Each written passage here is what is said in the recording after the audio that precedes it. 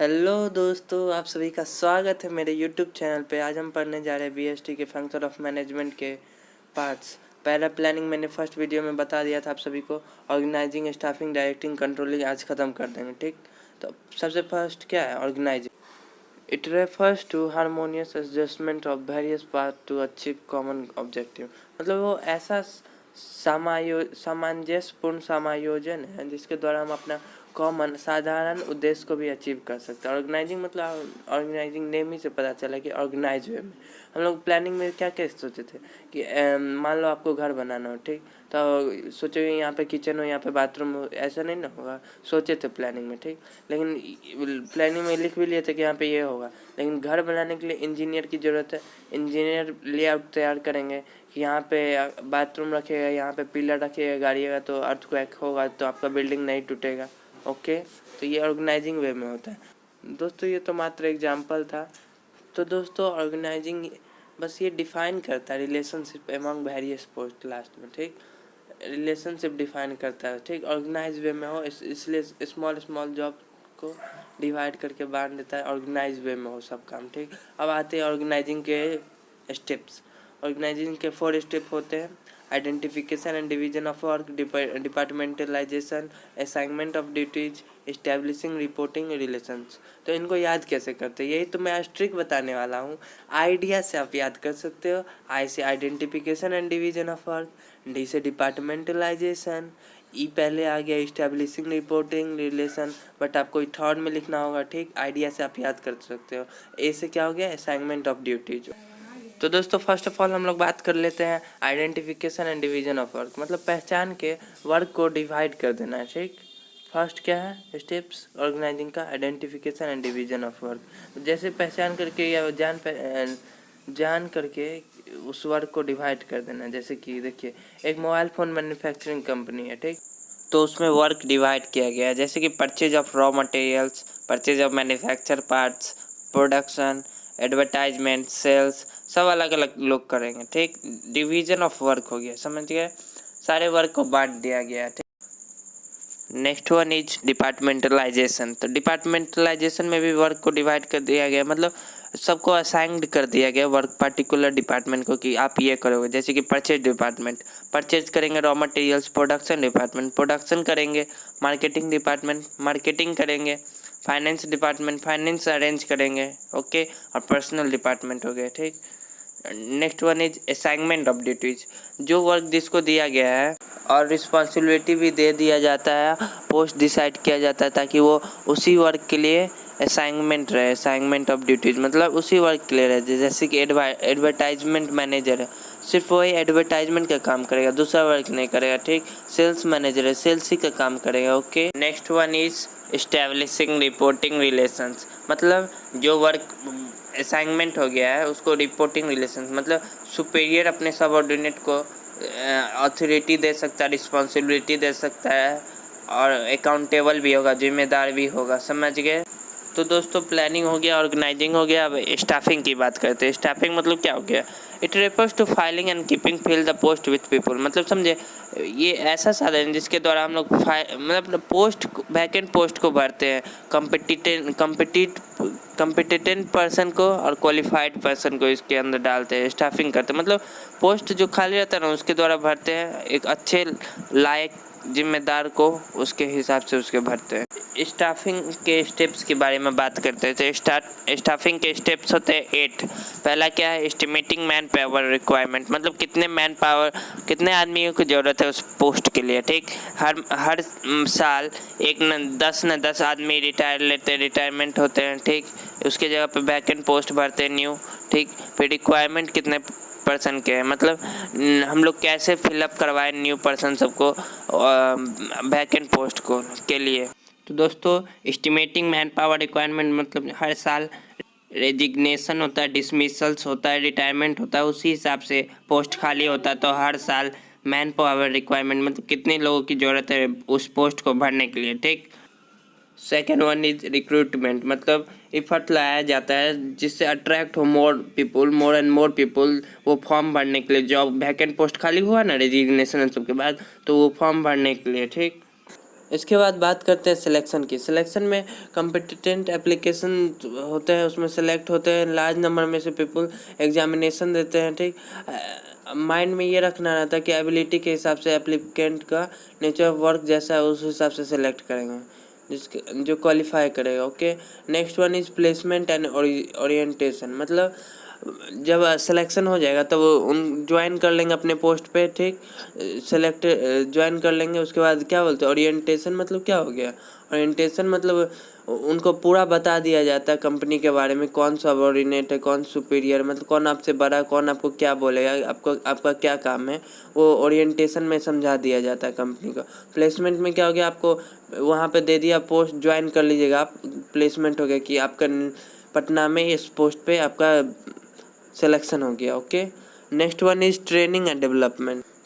Training and development में उन employ को ट्रेन किया जाता है जिससे वो वर्क अपना और कंप्लीट कर सके और डेवलप भी कर सकते हैं अपना IQ, एबिलिटी, वर्क काम करने की क्षमता को, उनके इफेक्टिवनेस और इफिशिएंसी को इंक्रीज कर देते हैं ट्रेनिंग में, ठीक। Next one is performance appraisal. इस स्टेप में सभी एम्प्लॉय को जज किया जाता है, जैसे कि उनका काम करने की कैपेबिलिटी क्या है, ठीक। कंपेयर किया जाता है, जो वर्क उनको दिया जाता है वो कितने जल्दी कर लेते हैं, वही है, ठीक। Next one is promotion and career planning. तो उनके काम करने के कैपेबिलिटी को जांच लिया जाता है, इसी की वजह से उनको प्रमोशन भी दिया जाता है। वो मन लगा के अच्छे वर्क कर रहे हैं काम से ध्यानपूर्वक, तो उनको प्रमोशन दिया जाता है, प्रमोट किया जाता है हायर लेवल पे, उनका करियर भी बना दिया जाता है। Next one is compensation. मतलब जो स्टाफ आज तक अपनी कंपनी ऑर्गेनाइजेशन के लिए किया है वो कंट्रीब्यूट करते हैं, जैसे कि उनका एक्सीडेंट हो जाता है कभी कार्य, रिवार्ड की तरफ से दिया जाता है एक तरह का ऑफ गिफ्ट, तो वो दे सकते कंपनसेशन में। मतलब money, time based payment, performance based payment, या फिर उनका मेडिकल इंश्योरेंस भी करा सकते हैं। तो दोस्तों अब बात आती है कि स्टाफिंग के 8 प्रोसेस है, कैसे याद करें सर, यही ट्रिक मैं आज बताने जा रहा हूँ आप सभी को। देख सकते हैं आप, मैंने यहाँ पे लिखा है ERPSCPPT। ओके, तो आप इस प्रोसेस से याद कर सकते हैं। जैसे कि देखिए, ई से establishing the man power requirement, RPS school आपने तो नाम जाना ही सुना ही होगा, तो R से रिक्रूटमेंट, P से प्लेसमेंट एंड ओरिएंटेशन, S से सिलेक्शन हो गया। उसके बाद CPCT आपने पढ़ा ही होगा क्लास 10th में, तो यहाँ पे CPPT, PPT में मतलब पुलिस पेट्रोलिंग टीम भी आप याद कर सकते हो। तो C से क्या हो जाएगा, कंपनसेशन हो जाएगा। PPT का क्या हो जाएगा full form, performance appraisal, promotion and career planning. T से ट्रेनिंग एंड डेवलपमेंट। ओके दोस्तों, प्लानिंग हो गया, ऑर्गेनाइजिंग हो गया, स्टाफिंग हो गया। अब फोर्थ पार्ट की बात करते हैं, डायरेक्टिंग, ठीक। तो दोस्तों जैसा कि आप देख रहे हैं डायरेक्टिंग में क्या लिखा हुआ है, it refers to instructing, guiding and communicating and inspiring people in the organisation. मतलब इससे यह तात्पर्य होता है कि इंस्ट्रक्टिंग कर सकते हैं डायरेक्टिंग में, जैसे कि डायरेक्टिंग बता ही रहा है, नाम से ही पता चल रहा है कि इसमें डायरेक्ट करना किसी एम्प्लॉय को, सबऑर्डिनेट को, सुपीरियर से, मतलब बड़े ऊंचे वर्ग के अधिकारी नीचे वर्ग के अधिकारी को इंस्ट्रक्ट करेंगे, मतलब गाइडलाइन फॉलो करवाएंगे, गाइड करेंगे कि ऐसे करो, ऐसे नहीं, कम्युनिकेट करेंगे, बातचीत करेंगे कि ऐसे होता है बाबू। And inspiring people in the organisation, inspire करेंगे ताकि वो लोग मोटिवेट हो, ठीक, इन द ऑर्गेनाइजेशन, ठीक। और डायरेक्टिंग का 4 पार्ट होते हैं, स्टेप्स होते हैं। फर्स्ट वन क्या है, सुपरविजन, ठीक। सुपरविजन मतलब it refers to monitor the progress of routine of work of one subordinate and guiding them properly. मतलब देखना रहता है कि काम कर रहा है कि नहीं, रूटीन वर्क वो अपने हिसाब से कर रहा है कि नहीं।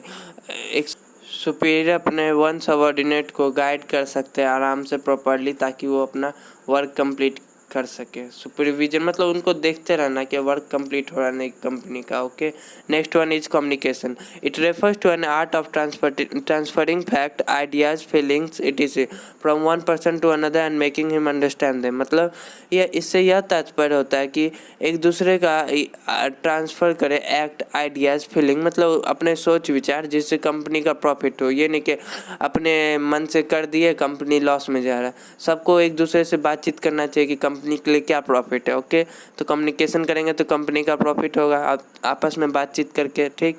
Next one is leadership. It refers to influencing other in such a manner to do what the leader wants them to do. मतलब इससे यह तात्पर्य होता है कि इन्फ्लुएंस करेंगे एक दूसरे को ऐसे मैनर में जिससे लीडर क्या चाहते हो अपने कंपनी का, वो तो चाहते हैं प्रॉफिट हो, तो वही उनसे चाहे कि वो ऐसे इन्फ्लुएंस करे कि वो प्रॉफिट दे सके अपने कंपनी को। Next one is motivation. It refers to that process which excites people to work for attainment of a desire objective. मतलब मोटिवेट करते रहना अपने एम्प्लॉय मेंबर को, सुपरवाइजर्स, जिससे वो एक्साइट हो, मतलब वो अपने काम के प्रति और मोटिवेट हो और अपना काम लगन से करे, मेहनत से करे। ओके, इससे अपने चाहत के हिसाब से अपना उद्देश्य पा भी सकते हैं, डिजायर ऑब्जेक्टिव। जैसे कंपनी का गोल था कि अगर मन लगा कि हमारे सारे मेंबर्स काम करेंगे तो आज हम ये काम पूरा कर लेंगे, तो मोटिवेट करते रहना उन लोग को, ठीक। तो दोस्तों डायरेक्टिंग के 4 स्टेप्स होते हैं, याद कैसे होंगे? एस हो गया, एस से सुपरविजन, एल सी एम आप लोग ने पढ़ा ही होगा, तो एल से लीडरशिप, सी से कम्युनिकेशन, एम से motivation. Okay, next one is controlling. Controlling में क्या बोल रहे हैं? It refers to bringing the actual result closer to the desired result.